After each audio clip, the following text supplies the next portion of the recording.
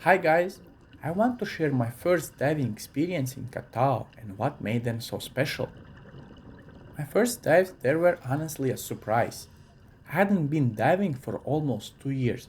The last time I went under the water was in Vancouver at Whitecliff Park, a place that was challenging but also very valuable for building solid diving fundamentals. Cold water diving in Vancouver is a completely different experience. The entry itself can be demanding, since some dive centers prepare equipment in the parking lot, meaning you carry full gear down to the water. It's physically tough, but it teaches patience, discipline, and respect for the environment. Because it's Canada, diving usually means wearing a dry suit almost all year round. Even though it can feel heavy, especially in summer, it makes you appreciate warm water diving even more later. So when I arrived in Koh Tao, where the water temperature is usually around from 23 to 25 degrees Celsius at its lowest, it felt like a heaven. And I'm one of those people who hates wearing too many layers, so switching from a dry suit to a just shorts and rash guard felt incredibly freeing. Visibility and conditions in Koh Tao. Visibility in Koh Tao can be very diverse. On some days, at certain dive sites, it can drop to around 2 meters, sometimes even worse. But this usually happens during the off season and not every day. The non-diving season is roughly from November to December.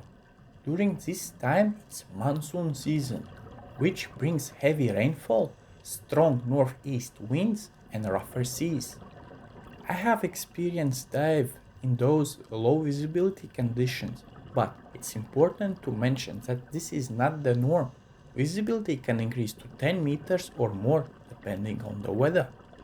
Is it worth diving in bad conditions? You might ask, is it still worth diving there even if the visibility isn't perfect, especially for beginners? My answer is yes, absolutely. My very first dive was in Latvia in spring, when the water was about 15 degrees and I saw only one fish during the entire dive. Compared to that, even bad conditions in Koh Tao felt like an adventure. Hey, life is an unexpected journey. It's always better to try just to dream. When Koh Tao truly shines.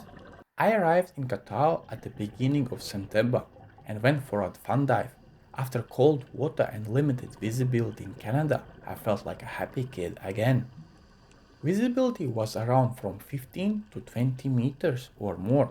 The water temperature was about 27 degrees, and there were fish everywhere. The underwater world felt alive. I even got lucky enough to see a sea turtle. Sometimes that's actually quite rare for me, and it made the experience unforgettable. The island is full of dive sites suitable for every level of experience. Dive centers offer a huge variety where you can see whale sharks, large schools of fishes, wrecks, and a rich coral life. Seeing all this in warm water and good conditions is honestly breathtaking. Should you go? Yes, absolutely go. Koh Tao is a truly place meant to be local wonder. Which season you should choose? Honestly, both. Starting in the off season gives you perspective and helps you appreciate good conditions even more when the season becomes perfect. Koh Tao is one of those places that reminds you why we fell in love in the diving in the first place.